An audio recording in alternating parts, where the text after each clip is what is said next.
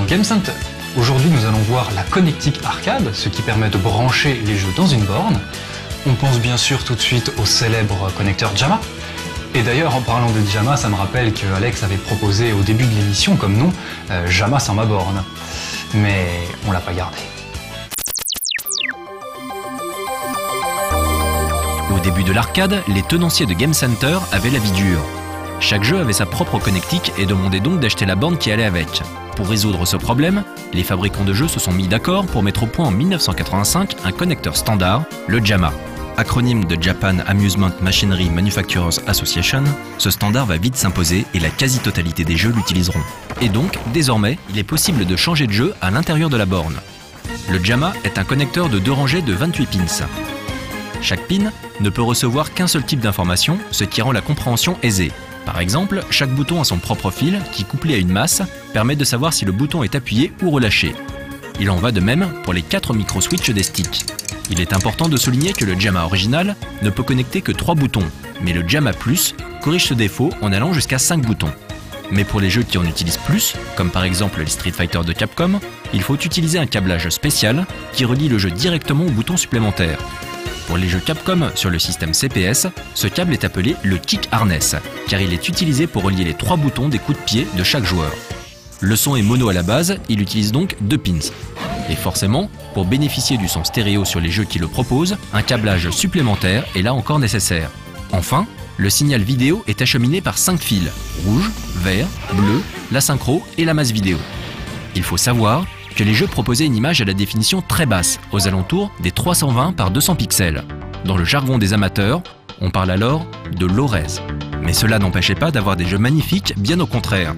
Le fait de ne pas être trop limité en taille physique permettait de mettre autant de composants et de mémoire qu'on voulait, et d'optimiser au maximum l'architecture du hardware pour le jeu en question.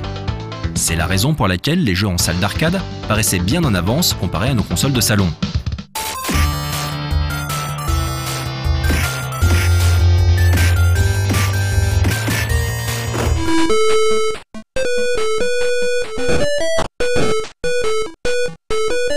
Pour faire tourner un jeu en low res, la borne doit être dotée d'un écran 15 kHz. Cependant, des jeux en medium res proposant des graphismes plus fins ont fait leur apparition. Ces derniers nécessitent un écran 24 kHz. Enfin, le jeu a besoin d'être alimenté pour tourner. L'alimentation de la borne régule le courant et envoie par le JAMA du 5 volts, du moins 5 volts ainsi que du 12 volts. Notons que le moins 5 volts a rapidement été abandonné. Le JAMA, qui regroupe tout le câblage nécessaire en un seul et unique connecteur, a donc réussi son pari. Il est simple d'utilisation, mais n'est pas pour autant à la portée de tout le monde. Déjà, il faut un certain doigté pour brancher et débrancher une PCB sans l'abîmer, car les peignes JAMA sont très raides. De plus, il y a un sens à respecter. Si un utilisateur se mettait à brancher une PCB à l'envers, la lime enverra du courant dans les pins des contrôleurs. Selon leur architecture, certaines PCB en sortiront indemnes, mais d'autres subiront des dégâts irréversibles, pouvant aller jusqu'à la mort du jeu. C'est pourquoi un détrompeur a été mis sur le pin 7, mais rares sont les peignes JAMA disposant encore de ces fameux détrompeurs. La règle générale est de brancher la PCB de sorte que les composants soient du même côté que le petit sticker présent sur le peigne. Cependant, cela ne suffit pas toujours. Certaines cartes, comme les Namco System 2, ont des composants des deux côtés. Il faut alors bien faire attention, le plus simple étant de vérifier de quel côté se situent les fils d'alimentation. Enfin, il ne faut pas négliger le voltage que reçoit le jeu.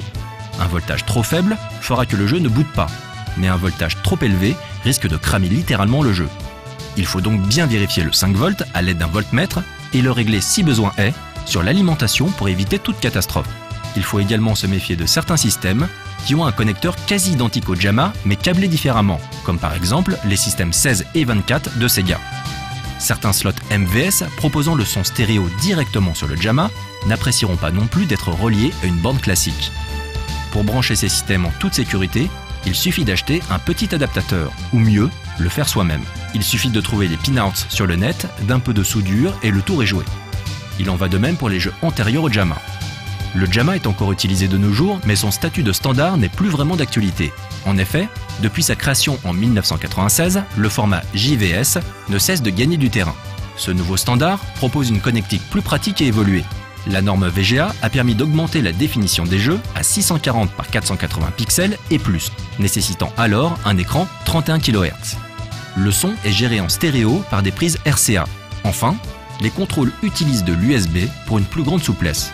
Le premier système à se servir du JVS est la Naomi de Sega en 1998 et la grande majorité des jeux actuels sont en JVS.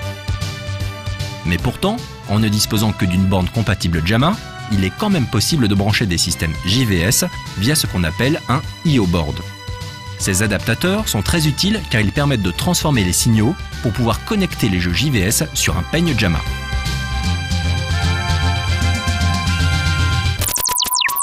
Voilà, vous savez comment on branche maintenant des jeux arcade, la plupart des systèmes arcade. Dans le prochain numéro, nous aurons une interview de Ishiwatari-san et de Mori-san, respectivement créateurs et game designers des jeux Guilty Gear et BlazBlue. Nous aurons donc leur point de vue et anecdotes sur leur expérience dans l'arcade. Sur ce, je vous dis à la prochaine.